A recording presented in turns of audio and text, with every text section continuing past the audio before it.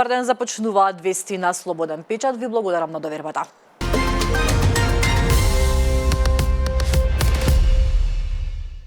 Во последниот извештај на Европската комисија за напредокот на земјите кандидати за членство во Европската унија се наведува дека Северна Македонија се уште не ги усвоила неопходните уставни измени со кои во уставот би се вклучиле заедниците што не се мнозинство, меѓу кои и бугарите, иако тоа представува преземена обврска на земјата. Во документот се потсетува дека сите билатерални договори, меѓу кои Преспанскиот договор со Грција и договорот за пријателство, добрососедство и соработка со Бугарија, мора да се спроведуваат со искрена волја од сите страни. Комисијата наведува дека земјата треба значително да ги засили напорите во делот на зајакнување на независноста на судството и борбата против корупцијата, бидејќи во областа на правдата е забележан само ограничен напредок. Европската комисија денеска ќе го презентира пакетот на извештаи за напредокот на европскиот пат на земјите кандидати за членство во ЕУ за 2025 година. Според најавите, еврокомесарката за проширување Марта Кос попладнево ќе го представи пакетот за проширување пред членовите на Комитетот за надворешни работи на Европскиот парламент. Врз основа на извештаите, известувачите на Комитетот за надворешни работи ќе изготват соодветни резолуции.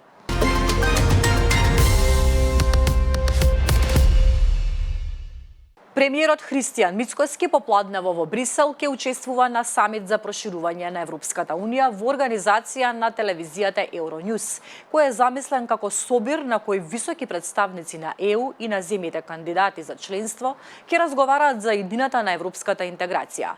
Станува збор за прв настан од ваков тип на кој креаторите на политики, експертите и лидерите во телевизискиот пренос во живо ќе дебатираат за клучниот избор на Европа.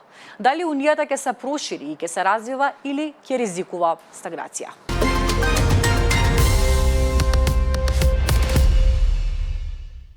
Нека најдат решение, во ЕУ знаат да бидат креативни кога е потребно, рече председателката Гордана Силјановска-Давкова. Таа истакна дека на средба со председателката на Европската комисија не станало збор ниту за топка, ниту за двор, ниту за игралиште, како коментар на објавата на Урсула фон дер Лајен, која по последната посета на Скопје на X платформата напиша: "Следниот и единствен чекор пред отворањето на преговорите е јасен. Треба да ја направите договорената уставна промена. Топката е во вашиот двор. ЕУ е подготвена."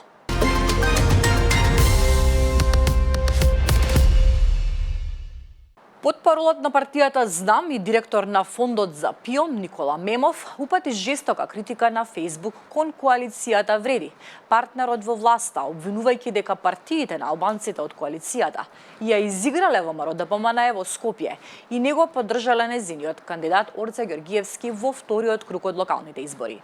Вреди го изигра ВМРО ДПМНЕ во Скопје и не гласаа за Орце. Ептен голема грешка. ВМРО го знае тоа и премиерот јавно им кажа: "Ние честно ве поддржавме, плативме огромна цена за таа поддршка и за возврат не побаравме ништо.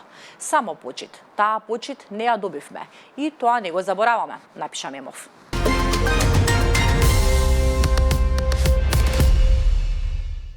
Европските земји до година ќе ги олеснат правилата за ангажирање на работници од трети земји, вклучително и од Македонија. А целта е да се превенира огромниот недостиг на работна сила, но и да се привлечат што повеќе глобални таленти.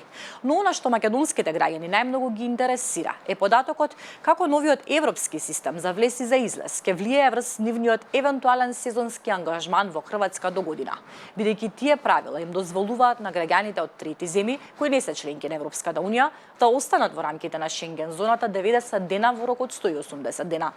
Годинава повеќе од 15.000 македонци работеа во оваа европска држава. На оваа тема работи Сонја Кириџиевска.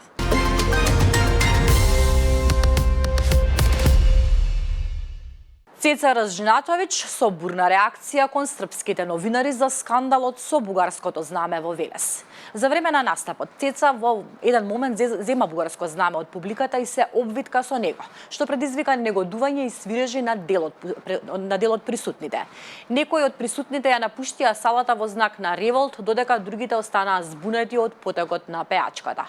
По лавина реакции, Слободен печат доби ексклузивна изјава од српската пејачка која објасни дека не сака сакала да испрати никаква политичка порака, туку дека нејзиниот гест бил дел од вообичаената комуникација со публиката. Се ширеа лаги дека мојот концерт бил прекинат и дека ме натерале да се симнам од сцената, вели таа. Дали е тоа вистина? Пеев повеќе од 2,5 часа, рече Цеца.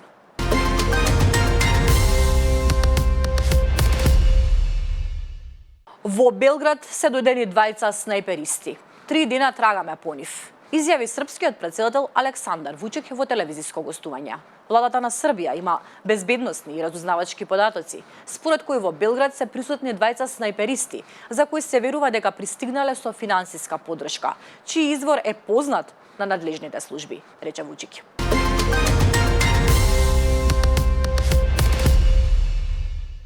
Студентка од Индија, која студира на медицинскиот факултет во Фоча, боледува од тифус, потврди порталот Капитал. Оваа болест, за која се сметаше дека е одамна искоренета во нашиот регион, е откриена кај студентка од Индија, чиј идентитет е познат на редакцијата на овој портал, се наведува во објавата на нивните профили на социјалните мрежи.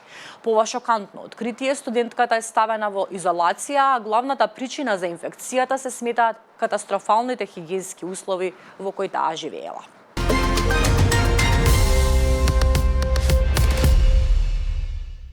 Отпадна планот за Будимпешта. Јужна Африка станува главен кандидат за долгоочекуваната средба меѓу Путин и Трамп.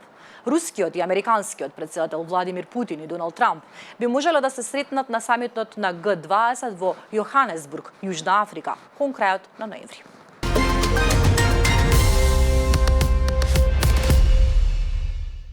Доцнењата на летовите продолжија на аеродромите низ САД поради недостиг на контролори на летање, како резултат на затворањето од страна на владата кое влезе во својот втор месец. Над 3,2 милиони патници во САД останале заглавени на аеродромите поради хаосот што го предизвикало затворањето на американската влада на 1 октомври.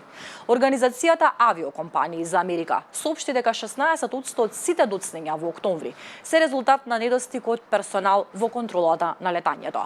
Пред кризата бројката изнесувала само 5%. Меѓутоа, најтешкиот ден бил петокот, кога над 300.000 патници не успеале да стигнат до своите дестинации.